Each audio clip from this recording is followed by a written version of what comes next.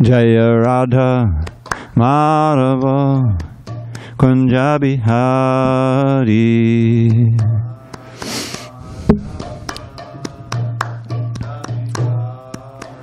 Jaya Radha Madhava Kunja Bihari.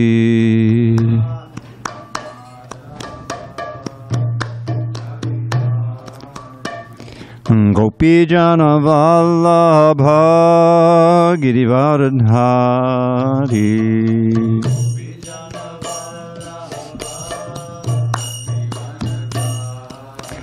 Jaya Gopi Jana Vallabha Girivardhari.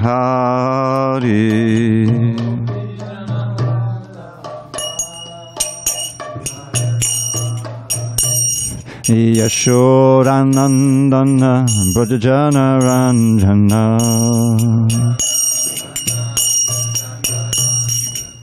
Yashodanandana Brajajana Ranjana.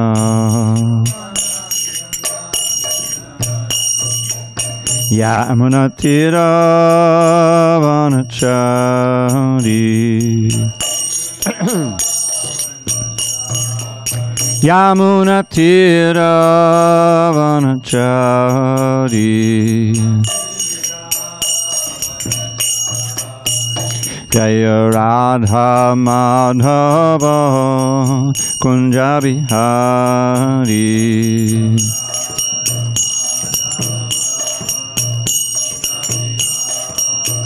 Jaya Radha Madhava Kunja Bihari.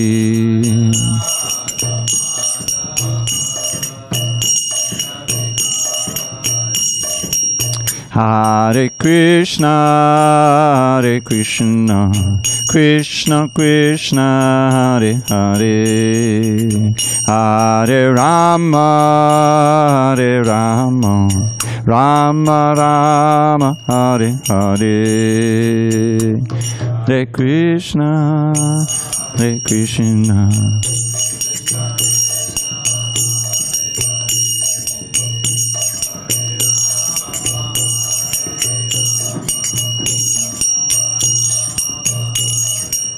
Hare Krishna, Hare Krishna, Krishna Krishna, Hare Hare, Hare Rama, Hare Rama, Rama Rama, Hare Hare.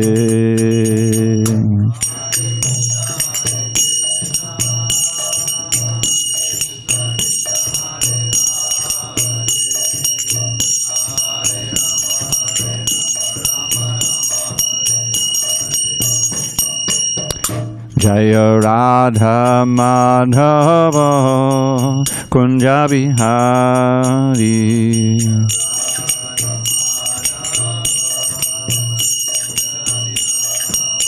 Jaya Radha Madhava Kunja Bihari.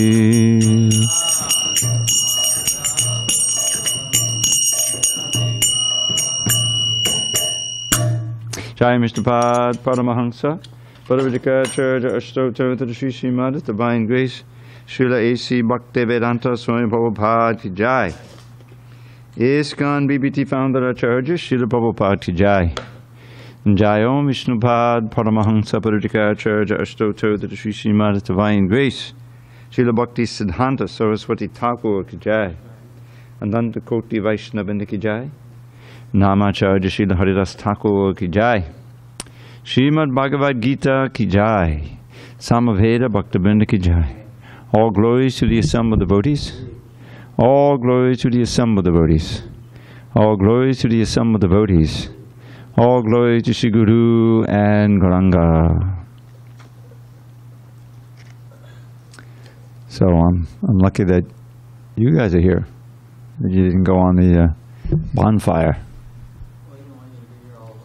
Thank you. It's happened a couple of times. It's just me and the audience. Oh yeah? Okay. Om Namo Bhagavate Vasudevaya. Om Namo Bhagavate Vasudevaya. Om Namo Bhagavate Vasudevaya.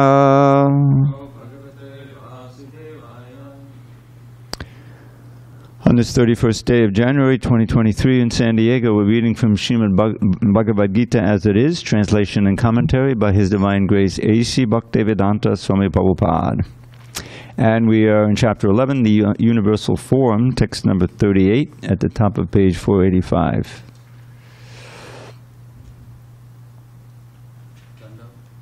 I'm sorry? Is it starting Dando? No, it's 1138. 1138.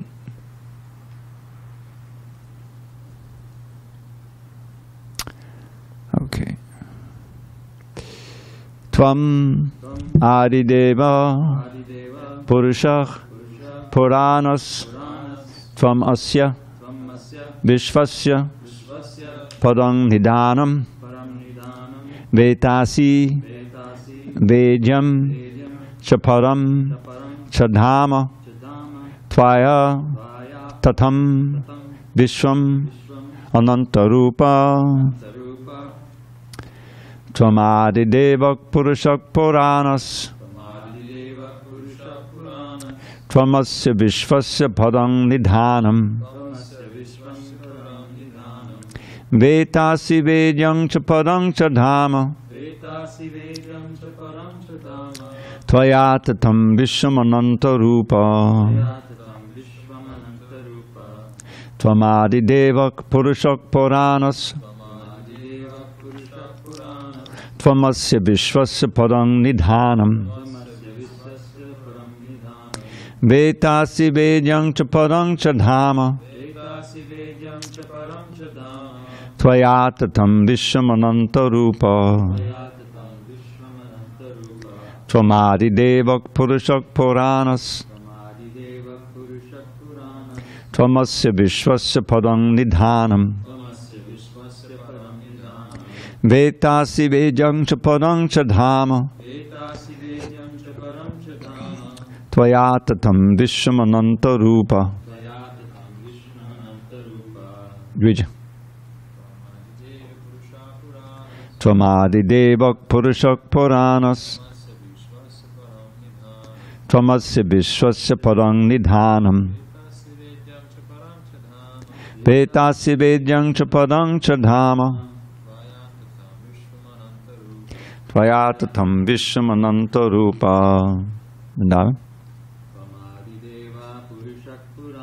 Tvamadidevak Purushak Puranas Tvamasya Vishvasya Padang Nidhanam Vetasi Vejam Chapadang Chadhama Tvayatatam Vishwamanantarupa. Tvam, you, Adidevaha, the original Supreme God. Purushaha, personality. Puranaha, old. Tvam, you, Asya, of this. Vishvasya, universe. Param, transcendental. Nidhanam, refuge. Veta, the knower. Asi, you are. Vedyam, the knowable. Cha, and. Param, transcendental. Cha, and Dhamma, refuge. Tvaya, by you. Tatam, pervaded. Vishram, the universe. Anantarupa, O unlimited form. Arjuna prayed, you are the original personality of Godhead, the oldest, the ultimate sanctuary of this manifested cosmic world. You are the knower of everything, and you are all that is knowable. You are the supreme refuge above the material modes. O limitless form, this whole cosmic manifestation is pervaded by you. Purport. Everything is resting on the Supreme Personality of Godhead. Therefore, He is the ultimate rest. Nidhanam means that everything, even the Brahman effulgence, rests on the Supreme Personality of Godhead, Krishna. He is the knower of everything that is happening in this world, and if knowledge has any end, He is the end of all knowledge. Therefore, He is the known and the knowable. He is the object of knowledge because He is all-pervading. Because He is the cause in the spiritual world, He is transcendental. He is also the chief personality in the transcendental world. Om Jnana Timirandasya Jnanandana Shalakaya Chakshu Unmilitam Mena Tasmai Shri Gurave Namaha. I was born in the darkest of ignorance, but my spiritual master Srila Prabhupada opened my eyes with the torchlight of knowledge. I offer my humble obeisance unto him and all members of Sri Parampara, the disciplic succession.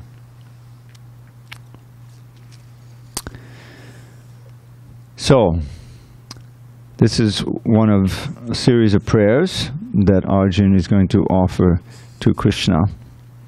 And as I pointed out yesterday, I think it was, that this is one of the first verses I memorized. I'm not sure what attracted me so much about it, but it's definitely in the awe and reverence category of, you know, definitions of Krishna. And the oldest, the ultimate sanctuary of this manifested cosmic world, you are the knower of everything, and you are all that is knowable. Now, when you take, you know, a verse like this, and there's others that are similar, it's definitely in the mood of awe and reverence, and it's, you know, the glories of the Lord. And then you understand that this is a person who we're trying to develop a personal relationship with, and that we are confident is also, in spite of how great he is, and he's relating to millions and billions and trillions of living entities, he is also personally relating to us. In other words, on a practical level, if devotees are leading a life of devotion and trying to think of the Lord and serve the Lord and take the shelter of Him, then this is the description of the person who you want to take shelter of. The original Lord, the original Supreme God, the most ancient person, the resting place for the entire universe, you who know everything and who are all that is knowable, and who pervade the entire universe. You know, every day when we greet the deities, I offer a set of prayers, and some of them are quite standard. What is that? Dīna Bandho Jagatpate. How's it start? How's it start? Hey Krishna, hey Krishna. My brain is going, I'm sorry. Hey Krishna Karuna Sindho Dīna Bandho Jagatpate. So you think a minute about the meaning of all those. Oh Krishna, it's a personal call. Hey Krishna, what, you know, I'm trying to draw your attention. Hey Krishna, you who are an ocean of compassion, who are most the friend of the wretched, of those, Dina means who are, you know, like the guys on the street, basically. But you're Jagatpate. In other words, it's like you're praying to someone to help you and to show you your mercy and everything, and He's the Lord of the entire universe. It's one thing to pray to somebody, you know, for help if he really can't hardly help himself, you know. But this is what you want to have, you know. This is the most logical person to pray to. Dīna Jagapade Gopesha Gopika. Then it's very personal things. You know, you're the master of the Gopas, and the beloved of all the Gopis, and especially Srimati Radharani. So that verse goes from the most, you know, Jagatpate, what could be beyond that, to a very intimate understanding. It's a very nice verse. These verses are more or less all on this awe and reverence platform, defining Krishna and His greatness. You know, the mood that we've seen, all going way back into the 10th chapter, you know, and now the 11th chapter is kind of a crescendo of this understanding. So that's what we're going to have here, and it all ends. You know, there's a wonderful section that's coming up where after all of this, he asked Krishna to forgive him, you know, for being intimate with him. You know, while lying on the same bed, I dealt with you intimately, and you know, I didn't realize, and, you know, this greatness and all that. But finally, we'll come back down to where he said, "Please show me your four-handed form, your original form. You know, the four-handed form, then the two-handed form." And this is really more pleasing to Krishna. You read the Chaitanya Charitamrita, and how Krishna says, yeah, when my mother scolds me, it steals my mind away from the hymns of the Vedas.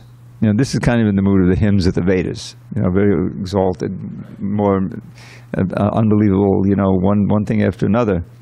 But what Krishna really likes is the intimacy that he finds in most obviously in Vrindavan, you know, in Braj, in that environment, and that's actually what we're aiming for. But this is also important because we're coming from a stage of not, you know, maybe not even believing there is a God, or if we believe a God, we have very vague understanding. And so all of this definition of the glories of God and the power of God is also an important stage to go through, kind of, to get to the intimate stage, because there's no one else that it makes sense to surrender to, if he's the most powerful person. And just like there's a Dashamuli. Remember that I think I shared that with you. Bhaktivinoda Thakur's 10 points of Lord Chaitanya's philosophy. So it begins with establishing the evidence. Amnaya. Amnaya is the Vedic truth, the Shastra as it's come down to us through a bona fide line of acharyas, the parampara. That's Amnaya. That is the evidence. That is the source of what we are meant to believe. It requires faith. So then, yeah. Amnaya. Yeah, Amnaya. And so what does Amnaya say? Praha. Amnaya, Praha, Tattvam. The truth it declares, Hadamiha Paramam. Krishna is God. That's the first thing. Everything rests on that. But what does that mean? Sarva Shaktim. He has all potencies. This is like we're reading here. He knows everything. He's all-pervading. He's omniscient, omnipotent, like that. And it's ever increasing, right? Even Ananta cannot reach the end of its glories. So, Hadamiha Padamam, Sarva Shaktim. But, Rasabdim. That's the third thing. He's an ocean of rasa. Akala Rasamrita Murti. Those are the first words of the Bhakti Rasamrita Sindhu. This is the subject of the book. Is Krishna, not from this perspective so much of the glories and the powers and the, you know, awe-inspiring, but Akala Rasamrita, the very personification of all rasas. All relationships can be had with Krishna, whether it's Shanta Ras, just appreciating his glory, and, you know, or Dasya Ras, the servant, being a friend, being a parent, being a lover. All of those are open to have with Krishna, not with other incarnations, not with Varaha, who we're going to celebrate tomorrow, you know, and not even with Narayan, but only with Krishna. So that's the definition. That's the God who we're worshiping. Is the one who, yes, is all power, all Shakti, but he's also the ocean of rasa. And he has both of those aspects. And especially in our preaching, we have to make people realize the power and the glory of God, that he's present in everyone's heart, that he's controlling everything, he's the cause of all causes. All that is important. But at the same time, people should understand that the same Krishna who I'm looking at here is getting bound up. You know, Pradyumna came here, remember that devotee? And he pointed out something that I never noticed. What's missing from this bas-relief? There's no mortar. She's biting him up, but there's no mortar there. I wonder how many people really notice that. But yeah, I've been here for 40 years. I never noticed till he told me. Anyway, all right. So let's go on. Vayu yamogni varunak shashanka Prajapatis tvam prapitamahascha Namo namaste to sahasra kritva Punashta bhuyo pinamo namaste.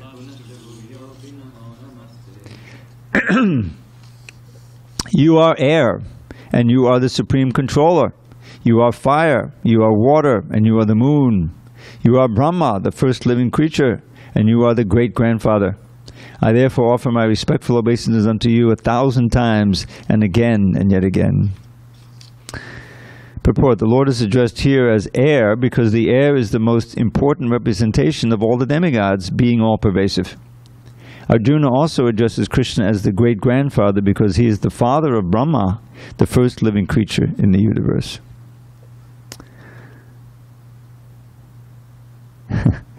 I'll just give you this background to this verse. So I think I told you this, how I remember memorizing this verse. This verse, text 40, when I used to go to the Ramakrishna mission, and they had a big hall. It wasn't a temple room, but it was a big hall, and there were very comfortable seats in there, like movie seats, movie theater. And you would sit, and the head of the mat there would give lectures on Bhagavad Gita. And I was impressed by him. He's a good speaker. He knew stuff. He would always start the lecture with this verse. This would be like his Jaya Radha Madhava. And why is that? You are all-pervading, and thus you are everything. It's kind of a little on your personal side, because leaning toward Mayavad. You are everything. Anyway. Namak porastad atapishtataste. Namostate sarvata eva sarva. Ananta viryamita vikramastvam. Sarvam samapnoshi tatosi sarvaha. Obeisance to you from the front, from behind, and from all sides. O unbounded power, you are the master of limitless might. You are all-pervading, and thus you are everything. Purport.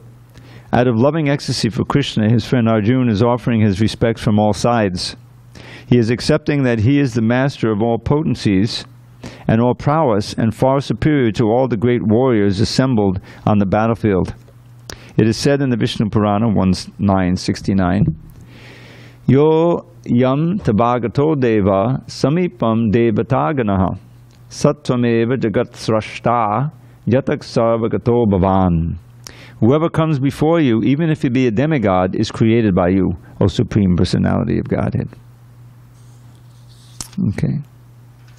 So now Arjuna is remembering his friendly relationship with Krishna, and he's a little afraid that he may have offended Krishna and dealt with him too intimately. Saketi matva prasabam yaduktam. Hey Krishna, hey Yadava, hey Saketi. Ajanata mahimanam tavedam. Maya pramadat pranayena vapi.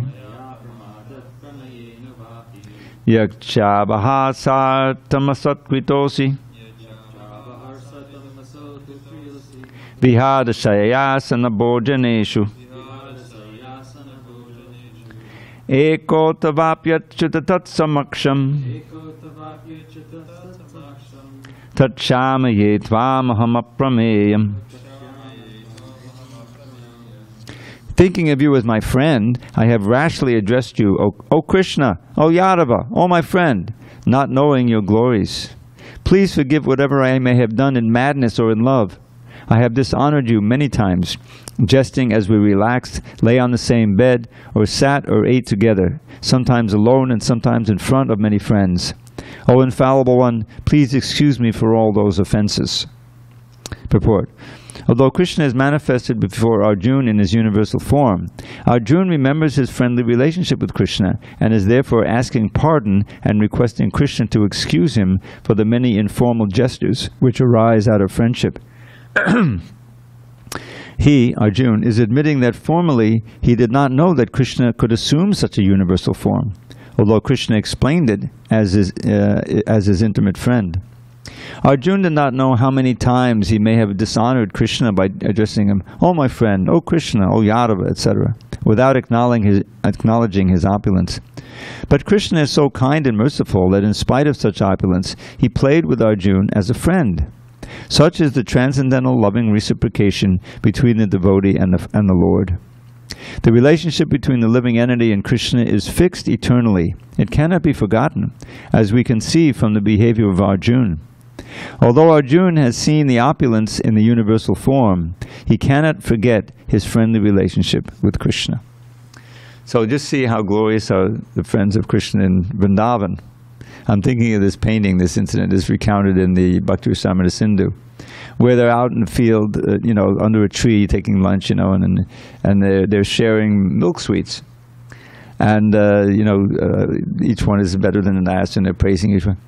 And so then they say, I forget which friend said this. So close your eyes, Krishna. I'll give you a nice milk sweet. So Krishna says, okay. And there's a painting. He's got his eyes closed, and he's about to put a flower in his mouth. You remember that? And he says, oh, there's a bitter flower. But Krishna loves that. That forgetting his opulence to deal with him intimately is really what bhakti is all about, in the Gaudiya Vaishnava standard. Not this because think of other religions. Mostly, it's all like, you don't know anything about what he really looks like, but he's very great and he's very powerful, so it's all based on fear. That you do the right thing so you don't go to hell for eternity. Okay, that's not bhakti. Yeah, that's not bhakti. But this is, yes, we have to control our senses, we have to give up our sinful activities, but Krishna gives us so many processes by which we can get the spiritual strength to do that. It's not that it's, oh my God, I got to give all those things up that are so dear to me.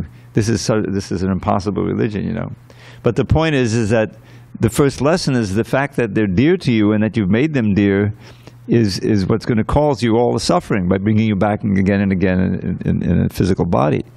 So that attachment is the disease. And if you actually understand that, then you can accept the process of bhakti, which may have its austerities, but ultimately it's such a relief to get free of the attachment to those things and to become attached to Krishna. So, and the attachment to Krishna is to that form in Vrindavan, the most all attractive, who's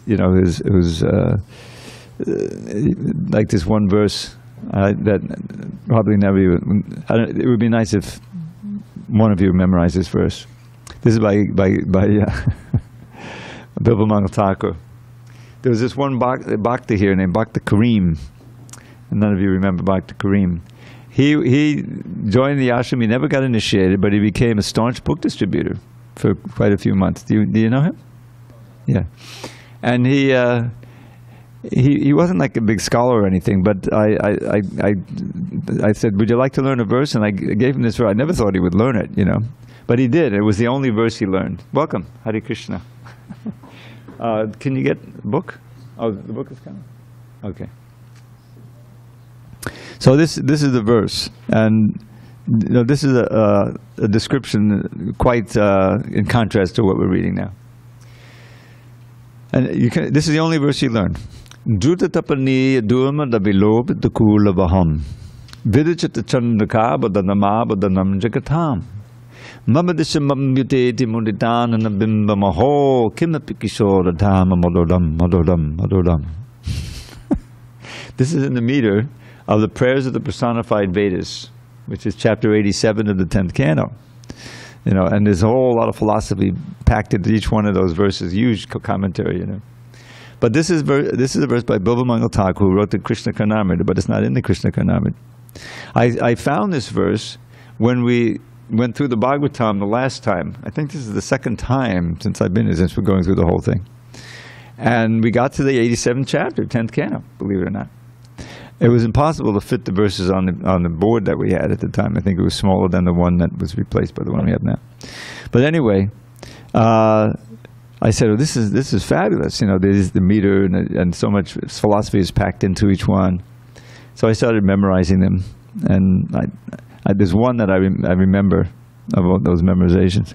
But then I was thinking maybe there's some other verses that Bilvamangal Thakur wrote that have this meter. I knew one from the Krishna Karnamrita, but I wanted to find another one. So there's a long story. I have a whole archive of verses by him that aren't in the Karnamrita. And I found this one. So what the meaning is this, is Druta means molten. It's like, I think the root is drava, which means to flow. So Druta tapaniya. Tapaniya is a highly refined gold. And tapaniya means it's heated, more than you. So this is high refined gold, which is molten, which is very full, and even more than ordinary molten gold. Very bright golden color, So naturally, that gold is alive and is very proud of its glow, So what this verse says, Jutatapaniya Durmada Vilopi, that Krishna's, the effulgence of Krishna's silken garments, the yellow golden, dhoti that he wears, is destroying the pride of this molten gold, highly refined molten gold. That's the first idea. Dutatapani Durmana Vilopi means to destroy Dukulavaham. Vidachita Chandraka Badanam. Now Chandraka is a word for the peacock feather. So Krishna has fashioned a peacock feather ornament out of exquisite peacock feathers for his hair. It doesn't describe it beyond that, but it could be a helmet or something like that. So that's, but then Vidachita Chandaka Badanam Abadanam Jagatam. He himself is the ornament for the entire universe. Now here's where it gets really personal.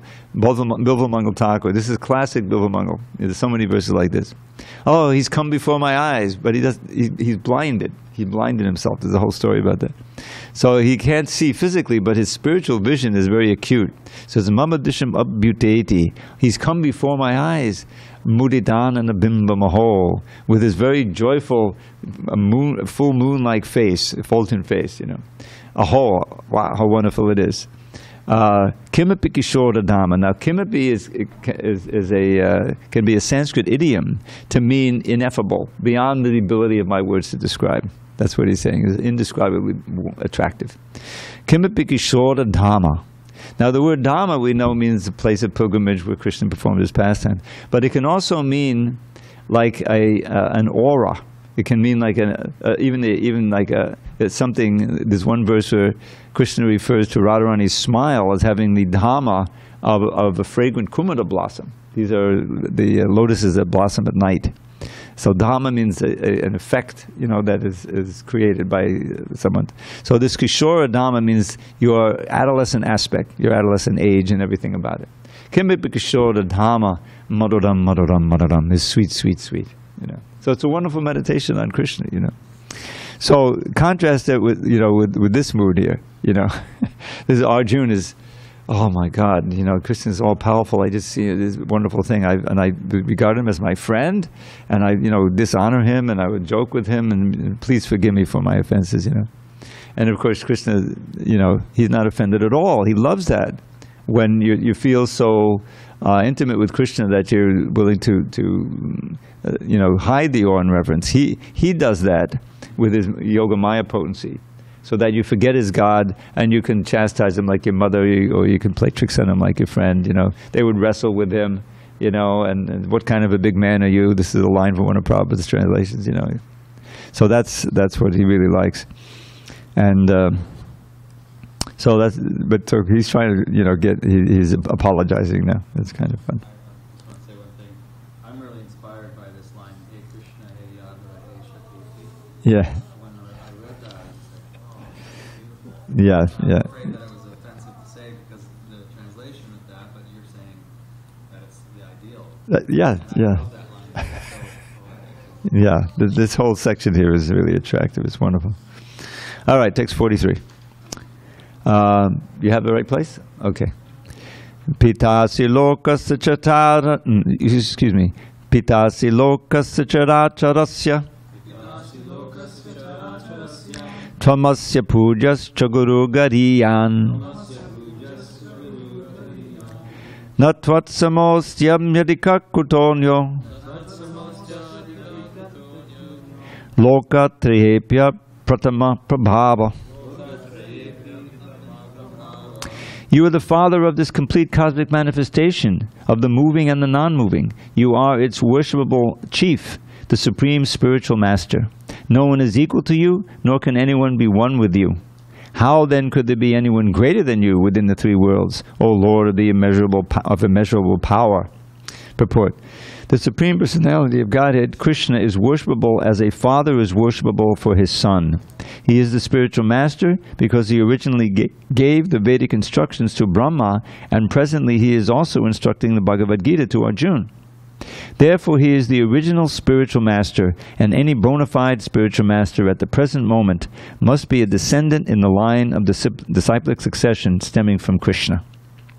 Without being a representative of Krishna, one cannot become a teacher or spiritual master of transcendental subject matter. The Lord is being paid obeisances in all respects. He is of immeasurable greatness. No one can be greater than the Supreme Personality of Godhead, Krishna, because no one is equal to or higher than Krishna within any manifestation, spiritual or material. Everyone is below him. No one can excel him. This is stated in the Shvetashvatara Upanishad 6.8. Natasikayam karanam cha vidyate, natat samastyam jadikascha drishyate. The Supreme Lord Krishna has senses and a body like the ordinary man, but for him there is no difference between his senses, his body, his mind, and himself. Foolish persons who do not perfectly know him say that Krishna is different from his soul, mind, heart, and everything else. Krishna is absolute. Therefore, his activities and potencies are supreme. It is also stated that although he does not have senses like ours, he can perform all sensory activities. Therefore, his senses are neither imperfect nor limited. No one can be greater than him, no one can be equal to him, and everyone is lower than him. The knowledge, strength, and activities of the Supreme Personality are all transcendental. As stated in Bhagavad Gita 4.9, we can all chant together, those who notice. Janma karma cha me divyam evam yo veti tattvataha chakpadeham punar janma naitimam eti sorjana. Whoever knows Krishna's transcendental body, activities, and perfection, after quitting his body, returns to him and doesn't come back again to this miserable world. Therefore, one should know that Krishna's activities are different from others. The best policy is to follow the principles of Krishna. That will make one perfect. It is also stated that there is no one who is master of Krishna. Everyone is a servant. Chaitanya Charitamrita Adi 5.142 confirms, Ekale Ishvara Krishna ar sababhritya. Only Krishna is God and everyone else is his servant. Everyone is complying with his order. There is no one who can deny his order. Everyone is acting according to his direction, being under his superintendence. As stated in the Brahma Samhita, he is the cause of all causes. Now, one note about this verse that's quoted here, Prabhupada would often quote this, Natasya karyam karanam cha vidyate, natat samascha vidikasta drishyate. And then it would go on, Padasya shakti vividhai vashuyate swabhavaki gana balakriyacha. But that first line, Prabhupada would always say, no one can be equal to him, no one can be greater than, that's the second line. But he has nothing to do, natasya karyam. And then I would always wonder about it. He has nothing to do, but he's doing so many things. You know, he's acting in Goloka Vrindavan, and he's doing, so how does he have nothing to do? What Prabhupada means by that is that he doesn't have to do anything. You see the difference? It's a little twist of the English language. He has nothing to do. It means something else besides he doesn't have to do anything. In other words, no one can order him around. He doesn't have any duties to perform. Whatever he does by his own sweet will. So, but Krishna himself says, I don't have anything to do. I don't have to do anything. He says it early in the chapter. I don't have any desire to perform. I don't have anything to gain from fruit of activity. You see, and yet I'm doing so many things out of that we know of in the material world to help us to come closer to him. That's an impetus for his action. You see? And in the spiritual world, the impetus is always tasting rasa and engaging all of his loving devotees and also tasting rasa. That's the impetus. So he's doing so many things, but he doesn't have to do anything. You know? So, and then this Janma Karma Chamedivam, very well-known verse, and the word tattvata is important there, and we're going to try to get at that in the translation. In truth, there's 3 verses in the Bhagavad Gita that have this word. One of them has it twice. The first one is Manushyanam Sahasreshu Kaschid how's it?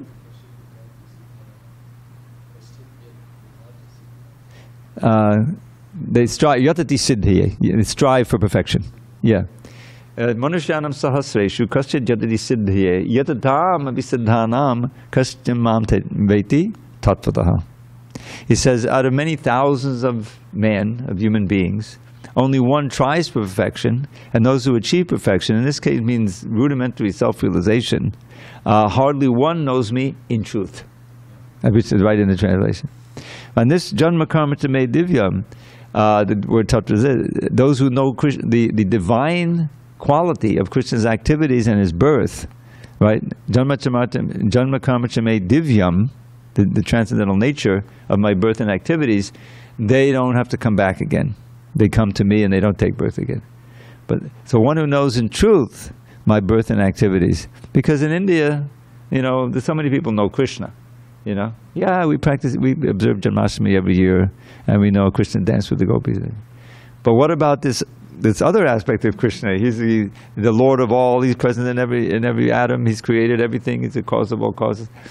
That's also part of Krishna's truth.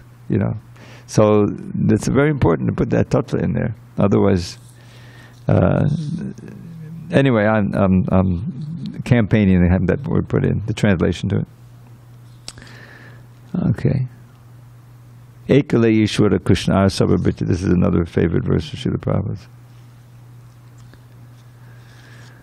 Oh, Krishna. Okay, one more. Tasmat pranamya pranidaya kayam pasadihe tvamaham isham idyam piteva putrasa sakeva sakyu priyak piyayar hasideva srodhum. You are the Supreme Lord, to be worshipped by every living being. Thus I fall down to offer you my respectful obeisances and ask your mercy. As the father tolerates the impudence of his son, a friend the impertinence of a friend, or a husband the familiarity of his wife, please tolerate the wrongs I may have done you. Purport. Krishna's devotees relate to Krishna in various relationships. One might treat Krishna as a son, or one might treat Krishna as a husband, as a friend, or as a master. Krishna and Arjuna are related in friendship. As the father tolerates, or as the husband or a master tolerates, so Krishna tolerates. So this is a little more intimate. As Arjuna is recalling his intimacies with Krishna, and he's asking for forgiveness because he's seeing the actual aspect of his friend that he may not have seen before. This is the first time he's seen the universal form and this, all-powerful form. And so he's begging for forgiveness, and of course, Krishna will show the ultimate, mercy on Arjuna by returning again to his four-handed form and his two-handed form, and giving Arjuna so much relief that yet Krishna, is ready to continue our relationship as it was. So it's very dramatic, actually, this chapter.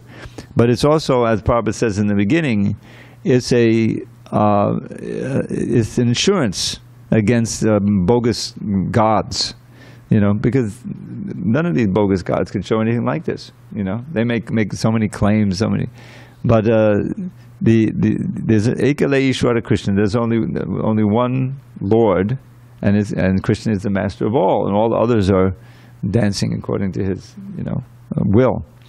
So this whole chapter and these prayers, and the interesting thing, and we're coming up on it, we won't get to it tonight, the last verse of the chapter, Mat karma krin mat padamo mat sangha bhajata nirvasavabhutishu yaksamameti pandava.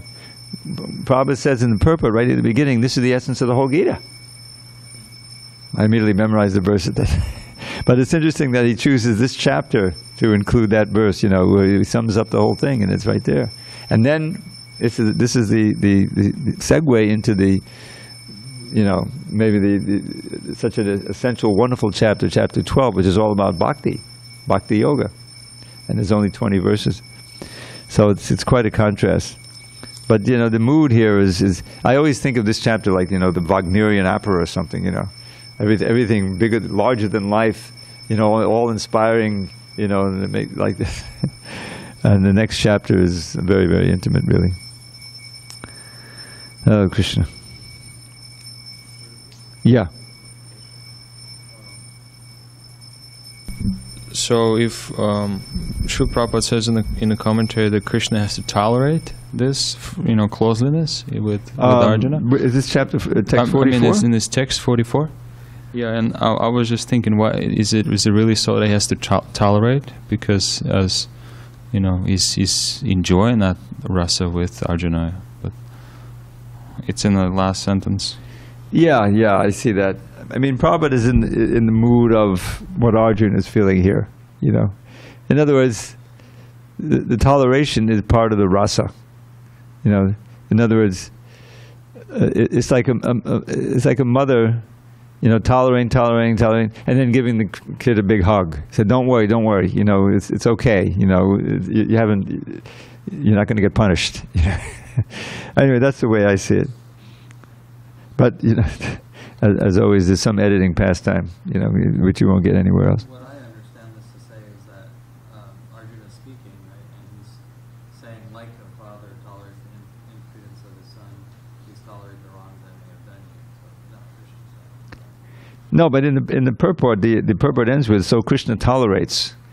But really, ultimately, he enjoys these intimacies. So it's paradoxical. You're right. But what we had here, instead of, or a husband tolerates, or a wife to familiarize with a husband, we had this reversed here. And I caught it, this was a few years ago. Rather than the husband familiar with the wife, we're in the Prakriti position, right? The husband has to be the tolerate. Yeah, the wife tolerates the husband. That's been fixed for quite a few years. You don't have to worry about it. Hare Krishna. Yeah, maybe. But I mean, Krishna. In other words, Krishna is represented by all of them. The father tolerates his son. Krishna is the father. The friend, impertinent is the friend. Okay, he's the friend. They all have to match up. Adrishtapurvam rishitosmi drishva Bhayena chambhyam vyatitam manome Tadeva me darshaya deva rupam Prasida devesha jagan nivasa. After seeing this universal form, which I have never seen before, I am gladdened, but at the same time my mind is disturbed with fear. Therefore, please bestow your grace upon me and reveal again your form as the personality of Godhead, O Lord of Lords, O abode of the universe. Purport. Arjuna is always in confidence with Krishna, because he is a very dear friend, and as a dear friend is gladdened by his friend's opulence, Arjuna is very joyful to see that his friend Krishna is the Supreme Personality of Godhead and can show such a wonderful universal form. But at the same time, after seeing that universal form, he is afraid that he has committed so many offenses to Krishna out of his unalloyed friendship. Thus his mind is disturbed out of fear, although he had no reason to fear. Arjuna therefore is asking Krishna to show his Nārayaṇa form because he can assume any form. This universal form is material and temporary, as the material world is temporary. But in the Vaikuntha planets, he has his transcendental form with 4 hands as Nārayaṇa. There are innumerable planets in the spiritual sky, and in each of them, Krishna is present by his plenary manifestations of different names. Thus, Arjuna desired to see one of the forms manifest in the Vaikuntha planets. Of course, in each Vaikuntha planet, the form of Nārayaṇa is 4-handed, but the 4 hands hold different arrangements of symbols, the conch shell, mace, lotus, and disc. According to the different hands these 4 things are held in, the Nārayaṇas are variously named. All of these forms are one with Krishna. Therefore, Arjuna requests to see his 4-handed feature. So he's going to define that feature in the next verse. But ultimately, Krishna knows that he really wants to see that 2-handed feature. And so he'll show that in the end. The human-like form. He's not a human being, but he's human-like. And this fearfulness. I mean, Arjuna, we see at the beginning, in the first chapter, second chapter, he's sitting there with Krishna, and he's defying his order. He's deciding not to fight, and he's stubbornly sitting down on the chariot, and dropping his bow, But because he's considering, Krishna his friend, and Krishna has taken on the role of a servant as this chariot driver, But ultimately he surrenders there, And he's also surrendering here, and now he's getting a more direct understanding, of Krishna's glories and his power, So. But still, that friendship will be there, and ultimately, Krishna will not just show him the four-handed form, but again the two-handed form. Okay, so we'll suspend there, and we'll pick up again tomorrow. Actually, tomorrow is Varaha's appearance day, so there may be a special reading. But the next day is Lord Nityananda's appearance day, so special, very special. But we have time for one little poem. So I don't know if you've heard this before from here, but this is a verse from the Vidagna Madhava. Vidagna Madhava is a play written by Rupa Goswami about Krishna in Vrindavan, very famous. And he's describing Lord Brahma's reaction to hearing the flute sound of Krishna. Ashtabe Shuddhaputakai Nabhavayana Vakakalin Kalayan Shatadita Dabhidita Mukto Malada Prishte Muhur Lutati. Lord Brahma is the gravest soul, supremely self-controlled. An ocean of composure, he's a wonder to behold. But when he hears Lord Krishna's flute produce its maddening sound, he loses it, and on his swan he starts to roll around. So this is something to contemplate as we move to the Artik. Krishna's flute sound is so powerful. This is one of the unique qualities he has. Narayan doesn't play a flute, and certainly Varaha doesn't play the flute. We're going to celebrate him tomorrow. All glories to Srila Prabhupada. Hari Hari Bol.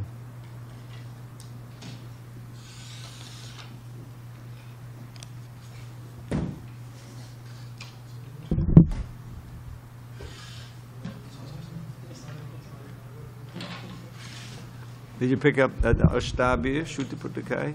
He hears through his eight ear holes. 8 ear holes? Yeah, you got 4 heads and each one has 2 ears. No, right.